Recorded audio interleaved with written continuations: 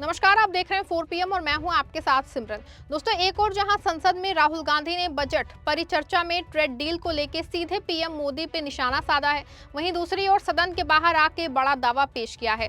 उनके पास एप्स्टीन से जुड़े पूरे मामले के सबूत हैं और इसके लिए राहुल गांधी ने अश्विनी वैष्णव और प्रहलाद जोशी से संयुक्त प्रेस करने को कहा, तो दोनों मंत्री तुरंत भाग खड़े हुए। लेकिन इस बीच चौंकाने वाली खबर है कि अमेरिका ने रातों रात ट्रेड डील के शब्दों को बदल के बड़ा खेल कर दिया है और इसको लेके किसान सड़कों पे उतरने जा रहा है। राहुल गांधी ने एप्स्टीन के किस सबूत को होने की बात कर रहे हैं और कैसे ट्रेड डील में ट्रंप सरकार ने रातों रात खेल कर दिया है, सब कुछ आपको अपनी इस रिपोर्ट में अच्छे से बताएंगे।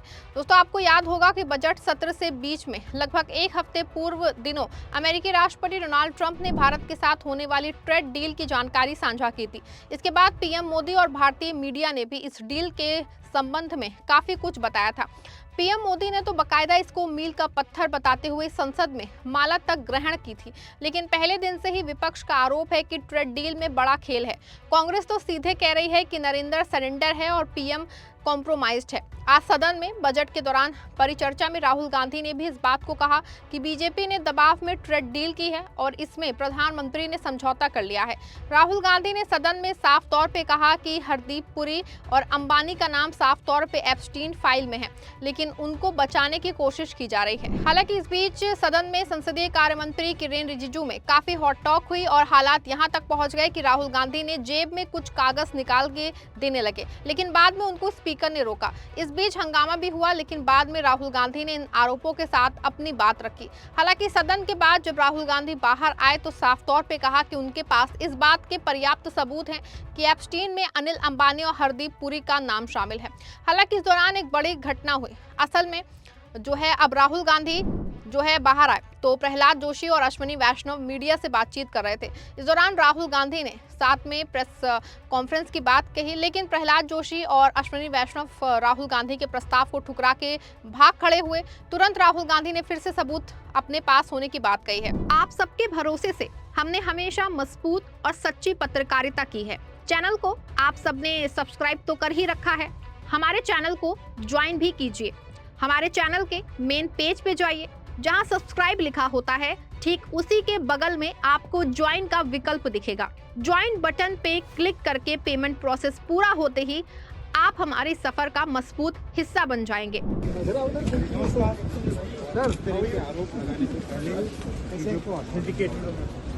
I'll also come and say hello. Yes, sir. Come, let's stand together. Let's stand together.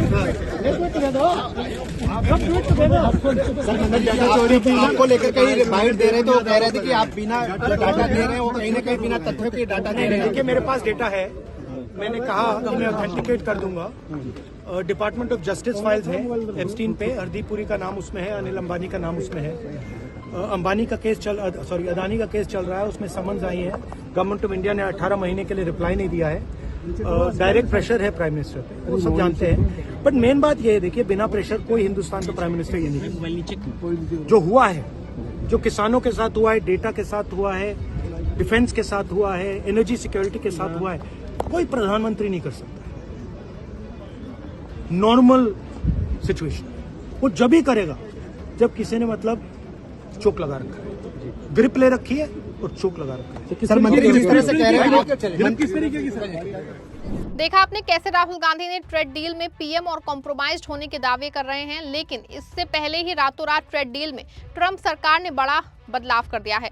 बता दें आपको, जब ट्रेड डील हुई थी तो ट्रंप ने खुद कुछ बातें अपने ट्वीट में बताई थी, जैसे कि भारत रूस से तेल नहीं खरीदेगा, 500 अरब डॉलर की खरीद भारत करेगा। इसके साथ कृषि क्षेत्र में भी अमेरिका के लिए भारतीय बाजार खोले जाने के दावे ट्रंप के ट्वीट में थे। लेकिन जब इस पे भारत में काफी हंगामा मचा और फिर मोदी सरकार ने जैसे तैसे करके 9 फरवरी को व्हाइट हाउस ने एक फैक्ट शीट जारी कराई। लेकिन इस फैक्ट शीट में ज्यादा बातें वही थी जो ट्रंप के ट्वीट में थी। विपक्ष ने इसका खूब मजाक उड़ाया और पीएम मोदी पे सीधे ट्रंप का दबाव होने और इसके पीछे एप्स्टीन फाइल का खेल होने का दावा किया। हालांकि 24 घंटे भी नहीं बीते कि 10 फरवरी को उस फैक्ट शीट को गुपचुप तरीके से बदल दिया गया। इसके कई बदलाव ऐसे हैं जो ना सिर्फ संदिग्ध हैं, बल्कि अमेरिका ने ये बदलाव क्यों किया है इस पे कोई सफाई भी नहीं आई है। सरकार कह रही थी कि ये दोस्ती की डील है, लेकिन फैक्ट शीट से कुछ दाले शब्द को हटा दिया गया है। अब कोई ये नहीं बता रहा है कि अमेरिका क्या दालें बिना टैक्स के भारत आएंगी? अगर आएंगी तो हमारे किसानों का क्या होगा? मोदी सरकार ने इस पे चुप्पी साध ली है। क्या ये चुप्पी किसी बड़े तूफान का संकेत है? दूसरी ओर एक बड़ा खेल सर्विस टैक्स के नाम पे हुआ है। दोस्तों, आप गूगल चलाते हैं, अमेजॉन से सामान मंगाते हैं, फेसबुक इस्तेमाल करते हैं, ये अमेरिकी कंपनियां भारत से अरबों कमाती हैं। भारत इन पे डिजिटल सर्विस टैक्स लगाता था ताकि देश की तिजोरी भरे। 9 फरवरी के फैक्ट शीट में लिखा था कि भारत से टैक्स हटा देगा, लेकिन बवाल मचने के बाद 10 फरवरी की शीट से ये पॉइंट ही गायब कर दिया गया है। सवाल है कि ये टैक्स हटा तो नुकसान किसका? सीधी सी बात है, सरकार की आमदनी घटेगी तो बोझ हमारे पास ही आएगा, मध्यम वर्ग पे और पेट्रोल डीजल पे। सवाल है कि क्या मोदी जी ने अपने मित्र ट्रंप को खुश करने के लिए देश की कमाई का जरिया ही खत्म कर दिया है? अगर ये टैक्स नहीं लिया गया तो गूगल और अमेजॉन जैसी कंपनियां भारत को सिर्फ एक बाजार समझेंगी, देश को उनसे फूटी कौड़ी नहीं मिलेगी। पहले कहा गया था कि भारत 500 अरब डॉलर का सामान खरीदने के लिए बाध्य है, अब उसे बदल के कर दिया गया है, इरादा रखता है। मोदी जी के समर्थक इसे बड़ी जीत बता रहे हैं, लेकिन कूटनीति में ये भारत की सबसे बड़ी हार है। विपक्ष का दावा है कि इसका मतलब ये है कि अमेरिका तो हमसे जबरदस्ती अपना सामान बिकवाएगा, लेकिन बदले में हमें क्या मिलेगा इसकी कोई गारंटी नहीं है। जयराम रमेश ने अपने ट्वीट में कहा है कि ये अपमानजनक आत्मसमर्पण है। ट्रंप ने अपनी शर्तों पे मोदी जी को झुका दिया है। हम ऊर्जा, विमान और कोयला खरीदने का इरादा दिखा रहे हैं, लेकिन ट्रंप ने जो टैरिफ का हंटर चला है उससे हमारे निर्याताओं की कमर टूट गई है। कांग्रेस नेता जयराम रमेश ने इस डील की बखिया उखेड़ दी है। उन्होंने साफ कहा है कि मोदी जी ने ट्रंप को लुभाने के लिए 2019 में हाउडी मोदी किया, 2025 में फिर से पलक पावड़े बिछाए, लेकिन नतीजा जो है क्या निकला? नतीजा निकला भारत को लगा एक बड़ा झटका। ट्रंप ने अपनी दोस्ती तो जताई, लेकिन व्यापार में भारत की गर्दन पकड़ ली। सवाल है कि ये कैसी दोस्ती है? विपक्ष का कहना है कि अमेरिका ने जितना हमें दिया नहीं, उससे 1000 गुना ज्यादा हमसे छीन लिया है। यह हमारी आर्थिक कूटनीति की सबसे शर्मनाक विफलता है। लेकिन अब जो होने वाला है वो सरकार की नींद उड़ा देगा। कल यानी 12 फरवरी को भारत का किसान फिर से सड़क पे है। किसान संगठनों, ट्रेड यूनियनों और बैंक कर्मियों में इस ट्रेड डील के खिलाफ देशव्यापी हड़ताल और आंदोलन का ऐलान कर दिया है। किसान पूछ रहा है कि मोदी जी, जब अमेरिकी सेब, अमेरिकी दालें और अमेरिकी डेयरी प्रोडक्ट बिना टैक्स के भारत के बाजारों में भर जाएंगे तो हमारे खेतों में उगने वाली फसल को कौन खरीदेगा? क्या आप भारतीय किसान को बर्बाद करके अमेरिकी कॉरपोरेट्स को अमीर बनाना चाहते हैं?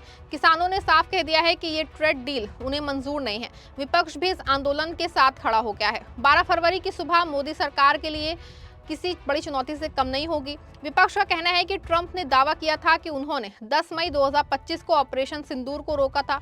उन्होंने बार बार इस बात का ढिंडोरा पीटा, लेकिन मोदी जी ने इस पे कभी खुल के कुछ नहीं कहा। ऐसे में विपक्ष का सवाल कहीं ना कहीं मन में भ्रम पैदा कर रहा है कि क्या इस ट्रेड डील के पीछे कोई गुप्त समझौता है? क्या सरकार ने ट्रंप के एहसानों के बदले देश के बाजारों को अमेरिका के लिए खोल दिया है?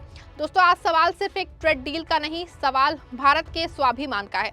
क्या हम फिर से उसी दौर में जा रहे हैं जहां विदेशी शक्तियां हमारे बाजार और हमारी नीतियों को कंट्रोल करेंगी? रातों रात फैक्ट शीट बदलना, शब्दों की हेराफेरी करना और किसानों की आवाज को अनसुना करना, ये एक मजबूत सरकार की निशानी नहीं है। मोदी सरकार को विपक्ष और राहुल गांधी के सवालों का जवाब देना चाहिए। उन्हें बताना चाहिए कि सच्चाई क्या है। आपको क्या लगता है कि क्या मोदी सरकार ने वाकई अमेरिका के सामने सरेंडर कर दिया है? क्या 12 फरवरी का किसान आंदोलन इस ट्रेड डील को रोक पाएगा? अपनी राय कमेंट में दीजिएगा, वीडियो को लाइक और शेयर करिएगा।